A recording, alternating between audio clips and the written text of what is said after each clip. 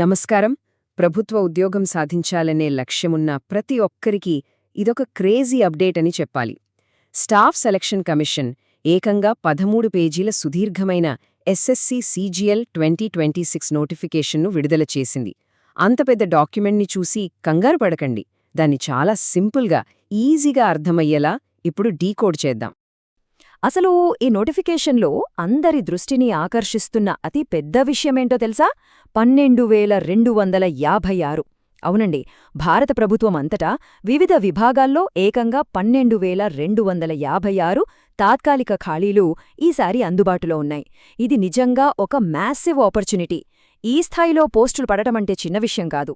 ఈ మొత్తం విశ్లేషణలో ప్రధానంగా 4 కీలక అంశాలను కవర్ చేద్దాం. అదేంటంటే, అసలు ఈ ఎస్ఎస్సి సిజిఎల్ అవకాశం ఏంటి, ఖచ్చితంగా గుర్తుంచుకోవలసిన ముఖ్యమైన తేదీలు ఏవి, పోస్టులు, వాటి వేతన స్థాయిలు ఎలా ఉన్నాయి, అలాగే వయోపరిమితి మరియు ఇతర అర్హతల సంగతేంటి అనేది చూద్దాం. ఇంకో ముఖ్యమైన విషయం, ఇప్పుడు మనం మాట్లాడుకోబోయే ప్రతి చిన్న డీటెయిల్ కూడా మే 21, 2026న విడుదలైన official staff selection commission notification document నుంచి నేరుగా తీసుకున్నదే. సో ఈ ఇన్ఫర్మేషన్ అంతా 100% పక్కా అండ్ అఫీషియల్. సరే, ఇక ఏమాత్రం లేట్ చేయకుండా మొదటి అంశంలోకి వెళదాం. అదేంటంటే, ఈ ఎస్ఎస్సి సిజిఎల్ ద్వారా భర్తీ చేసే గ్రూప్ బి మరియు సి పోస్టులు. అసలీ కంబైన్డ్ గ్రాడ్యుయేట్ లెవెల్ ఎగ్జామినేషన్ అంటే మన సిజిఎల్ ఎందుకంత స్పెషల్ అంటే, కేంద్ర ప్రభుత్వంలోని ప్రతిష్టాత్మక మంత్రిత్వ శాఖలు, కీలక విభాగాలు, అలాగే రాజ్యాంగ సంస్థల్లో గ్రూప్ బి మరియు గ్రూప్ సి పోస్టులను సాధించడానికి ఇదొక బెస్ట్ గేట్వే అని చెప్పొచ్చు. సింపుల్గా చెప్పాలంటే, ప్రభుత్వ యంత్రాంగంలో మంచి పవర్ఫుల్ అండ్ రెస్పెక్టబుల్ పొజిషన్స్కి వెళ్లడానికి ఇదొక సూపర్ ఛాన్స్. ఇక తర్వాతే అంశానికొస్తే, అదే పోస్టులు మరియు వేతన స్థాయిలు.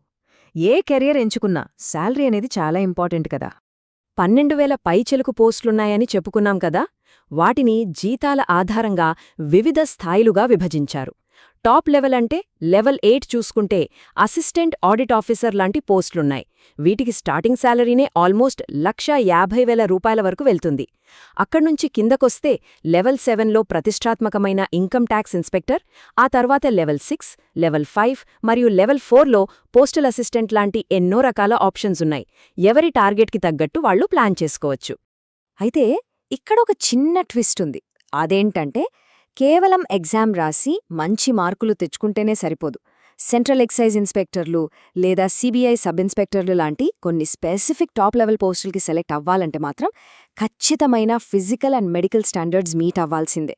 అప్లికేషన్ పెట్టేటప్పుడే పోస్టుల ప్రిఫరెన్స్ ఇస్తాం కాబట్టి ఈ విషయాన్ని బాగా మైండ్లో పెట్టుకోవాలి. నెక్స్ట్ మనం ఖచ్చితంగా నోట్ చేసుకోవాల్సిన ఒక ఇంపార్టెంట్ టాపిక్, అదే 2026 టైమ్ లైన్ మరియు కీలకమైన తేదీలు. ఈ మొత్తం జర్నీ ఎలా ఉండబోతోందంటే, మే 2026లో అప్లికేషన్ ప్రాసెస్ స్టార్ట్ అవుతుంది. జూన్ నెలలో దరఖాస్తులు, ఫీజు చెల్లింపులు ముగుస్తాయి. ఏవైనా చిన్న చిన్న తప్పులు దొర్లితే సరిదిద్దుకోవడానికి జులైలో ఒక కరెక్షన్ విండో ఓపెన్ అవుతుంది. ఆ తర్వాత అసలు యాక్షన్ మొదలవుతుంది. ఆగస్టు, సెప్టెంబర్ టైంలో tier 1 computer based exam and ఫైనల్గా డిసెంబర్ 2026లో అత్యంత కీలకమైన టైర్ 2 ఎగ్జామ్స్ జరుగుతాయి. సో ఈ టైమ్ లైన్ని పక్కాగా ఫాలో అయితేనే మనం రేస్లో ఉన్నట్టు. ఇక్కడొక చిన్న వార్నింగ్. లాస్ట్ డేట్ అనగానే చాలామంది రాత్రి 12 గంటల వరకు టైం ఉందని రిలాక్స్ అవుతుంటారు. కానీ ఆన్లైన్ అప్లికేషన్ సబ్మిట్ చేయడానికి జూన్ 22 లాస్ట్ డేట్ అయితే, ఫీజ్ కట్టడానికి జూన్ 23 లాస్ట్ డేట్. అది కూడా సరిగ్గా రాత్రి 23 గంటలకు, అంటే రాత్రి 11 గంటలకే పోర్టల్ క్లోజ్ అయిపోతుంది. సో లాస్ట్ మినిట్ రష్ కోసం వెయిట్ చేయడం అస్సలు కరెక్ట్ కాదు. పొరపాటున అప్లికేషన్లో ఏదైనా మిస్టేక్ జరిగినా టెన్షన్ పడాల్సిన అవసరం లేదు. కానీ అలర్ట్గా ఉండాలి. ఎందుకంటే తప్పులు సరిదిద్దుకోవడానికి జూన్ 29 నుంచి జులై 1 వరకు మాత్రమే ఒక చిన్న కరెక్షన్ విండో ఇస్తున్నారు. ఆ 2 రోజులు దాటితే ఎట్టి పరిస్థితిలోనూ మళ్లీ ఛాన్స్ ఉండదు.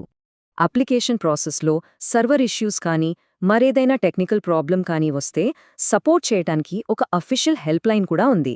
1800-309-3063 అనే టోల్ ఫ్రీ నంబర్కి కాల్ చేసి డౌట్స్ క్లియర్ చేసుకోవచ్చు.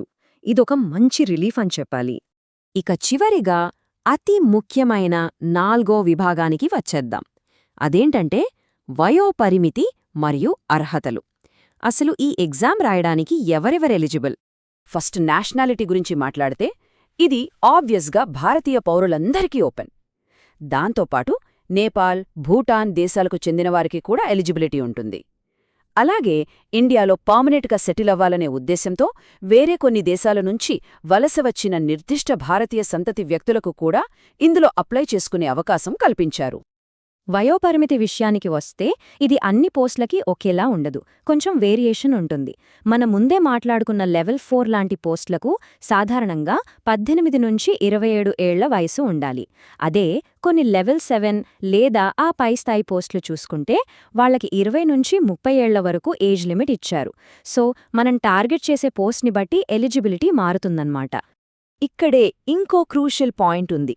ఏజ్ క్యాల్కులేషన్ చేయడానికి ఒకే ఒక్క డేట్ని ప్రామాణికంగా తీసుకుంటున్నారు. అదే ఆగస్ట్ 1, 2026. ఏజ్ రిలాక్సేషన్స్ ఉన్నా లేకపోయినా ఈ ఒక్క ఖచ్చితమైన తేదీ నాటికే అభ్యర్థి వయస్సు ఎంత అనేది లెక్కవేస్తారు. ఈ ఒక్క పాయింట్ మీద చాలా క్లారిటీగా ఉండాలి. రిజర్వేషన్స్ అండ్ ఏజ్ రిలాక్సేషన్స్ విషయానికొస్తే ఎస్సీ మరియు ఎస్టీ కేటగిరీ అభ్యర్థులకు 5 ఏళ్లు, ఓబీసీలకు 3 ఏళ్లు, వికలాంగులకు కనీసం 10 ఏళ్లు అప్పర్ ఏజ్ లిమిట్లో సడలింపు ఉంటుంది. ఇక ఎక్స్ సర్వీస్ మ్యాన్ అయితే వాళ్లు చేసిన మిలిటరీ సర్వీస్ కాలాన్ని తీసివేసిన తర్వాత అదనంగా మరో 3 ఏళ్ల సడలింపు లభిస్తుంది. ఇవి అభ్యర్థులకు నిజంగా చాలా పెద్ద అడ్వాంటేజ్. సో ఇదండి మొత్తం ముఖ్యాంశాలు.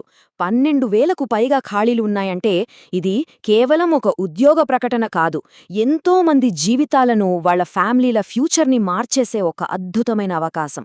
మంచి పొజిషన్, అట్రాక్టివ్ శాలరీ, దానికి మించి సొసైటీలో విపరీతమైన రెస్పెక్ట్. మరి ఈ భారీ రేస్లో అడుగుపెట్టి ఆ 2026 CGL లిస్ట్లో తమ పేరు చూసుకోవడానికి అభ్యర్థులు ఎంతవరకు సిద్ధంగా ఉన్నారు? ప్రిపరేషన్ స్టార్ట్ చేయడానికి ఇంతకంటే మంచి టైం ఇంకోటి ఉండదు కదా. ఈ విశ్లేషణ ద్వారా ఖచ్చితంగా ఒక క్లియర్ పిక్చర్ దొరికిందని ఆశిస్తున్నాను. All the best.